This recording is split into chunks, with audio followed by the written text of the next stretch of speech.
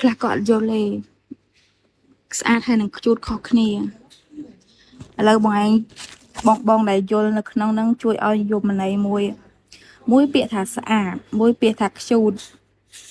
ហ្នឹងវាដឹងថាយើងមិនបាញ់និយាយណាខ្ញុំចង់និយាយថាឲ្យបកជាអត្តន័យមកវាខុសគ្នាចឹងថាខ្ជូតហ្នឹងក៏អត់មានមកបកមកប្រាប់ខ្ញុំថាខ្ជូតហ្នឹងដោយសារតែពាក្យអង់គ្លេសសេថាខ្ជូតហើយពាក្យស្អាតហ្នឹងគេសេអក្សរខ្មែរណាអត់មានបកន័យចឹងមកឲ្យខ្ញុំទេណាបកឲ្យធំត្រូវតិចណា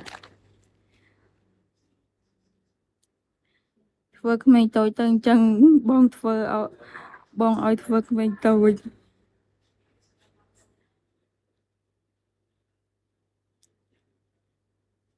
ខ្ជូតគួរឲ្យស្រឡាញ់ស្អាតអូនស្រស់ស្អាតអូអញ្ចឹងន័យប៉ុណ្ណឹងមែនអញ្ចឹងបានអូនយូរគេអូនយូរបានមានប្តីគេឈប់ឲ្យលេងបាត់ខ្ញុំមែនបាត់ខ្ញុំយូរស្មានមានប្តីឈប់លេងអត់ទេបងក៏ខោនគេបេនហ៎កាលហ្នឹងអាខោនហ្នឹងកាលហ្នឹងគេបេនដូចជាពេលហ្នឹងអើយពេលហ្នឹងស្អីនេះ Black Man គាត់ពេលហ្នឹងគាត់ទៅធ្វើការនៅកំពង់សោមឯងគាត់ទៅធ្វើនៅកន្លែងចិនកាស៊ីណូអីណានៅជាមួយអាតាមួយទៀតដៃគូខ្ញុំអាតានៅអាហ្នឹងនៅកំពង់ចាមវាមិនទៅធ្វើនៅកំពង់សោមនៅកាស៊ីណូពេលហ្នឹងជំនាន់ហ្នឹងមិនល្បី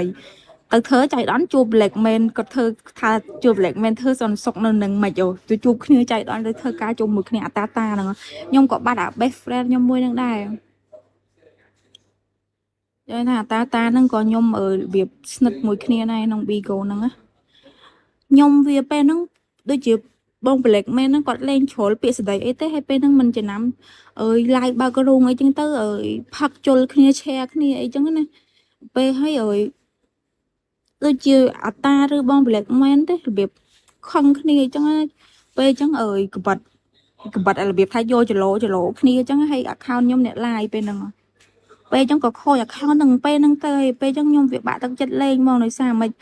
ពេលហ្នឹងក៏សបោអ្នក sponsor ឲ្យ bin ឲ្យអីច្រើនដែរបងដល់ពេលហើយតន់បានដូរ bin ដូរអីរបៀបថាអត់បានពេលហ្នឹងអត់បានសូវខ្វល់រឿង bin ហ្នឹងទេព្រោះយើងលេងក៏សប្បាយនិយាយគ្នាលេងអីមិនបានក៏ឲ្យក៏សប្បាយចិត្តឲ្យរបៀបថាវាបានឡើង level ឡើងអីចឹងប៉ុន្តែបើអត់ឲ្យក៏អត់ទៅមិនបានទៅខ្វល់រឿងអា bin ហ្នឹងព្រោះយើងមិនមែនទៅ live sponsor